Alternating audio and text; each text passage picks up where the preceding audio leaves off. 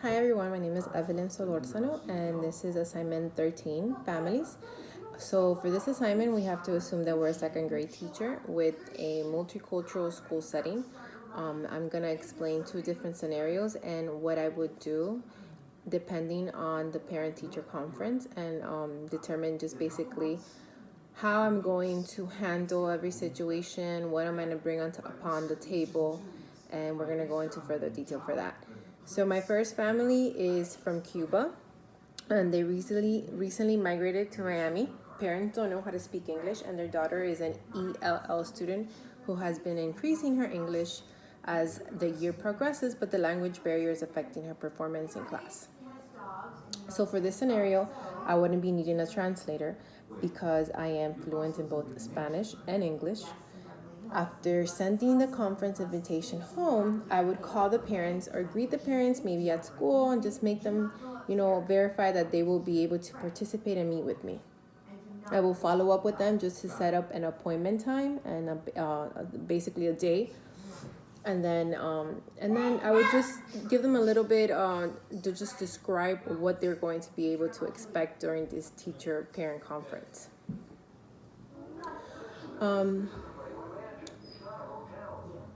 So for this meeting, I also feel that it's very important to provide parents with visual aid of their child's performance in the class, such as a portfolio that includes assessments, classwork, or my personal observation that I've just been taking during the course of the year, making sure that the paper trail displays a clear representation of the message that I want to bring across to the parents. The reason behind this parent-teacher conference is because their daughter is performing well in certain subject areas, but she's falling behind in reading and language arts.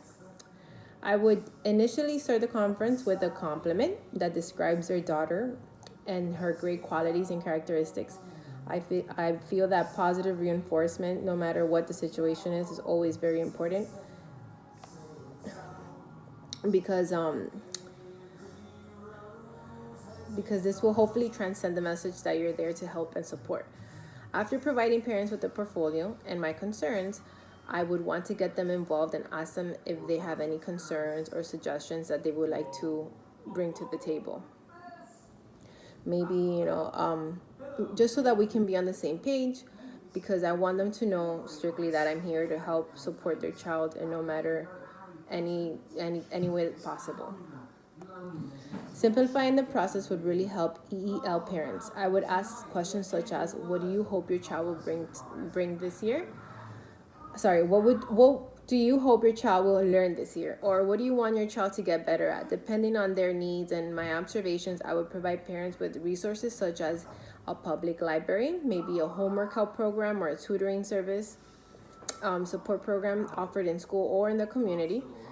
I would encourage them to buy audiobooks that their daughter can listen to at home so she can practice her English. But I would also emphasize the importance of reading at home in the student's native language and in English.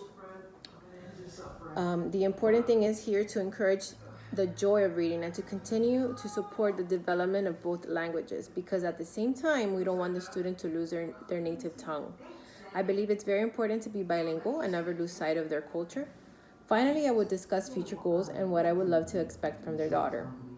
Towards the end of the conference, I would make sure to leave time for parents to ask questions and highlight the importance of being constant and having a constant communication with them. Provide the parents with ways that they can contact you, and I would also communicate their questions and concerns throughout the year without hesitation. My second scenario is holding a conference with parents who are from Africa. Opposed to the first scenario and the first teacher conference, I'm going to be needing a translator for this parent teacher conference. So basically before the conference, I would make sure to let parents know that they are welcome to bring their own translator, or if they need me to provide them with one, then I would surely do that. No matter what the case or whatever they decide, I always have to make sure that you have their permission to have that third person, that third party in the conference. As their child's teacher, I am concerned about the student's excessive talking, activity, and inability to pay attention to or play quietly with other children. During this parent-teacher conference, I have to be aware of cultural differences and try to be understanding and informative. I would make sure to speak directly with the parents and not the translator. Always making eye contact is best. I believe that there is a language barrier, and this is key because this is basically maybe why the child is behaving the way that he's behaving. And I would really engage them and care about their child's progress. Essentially, I would start the conference with a positive trait and potential.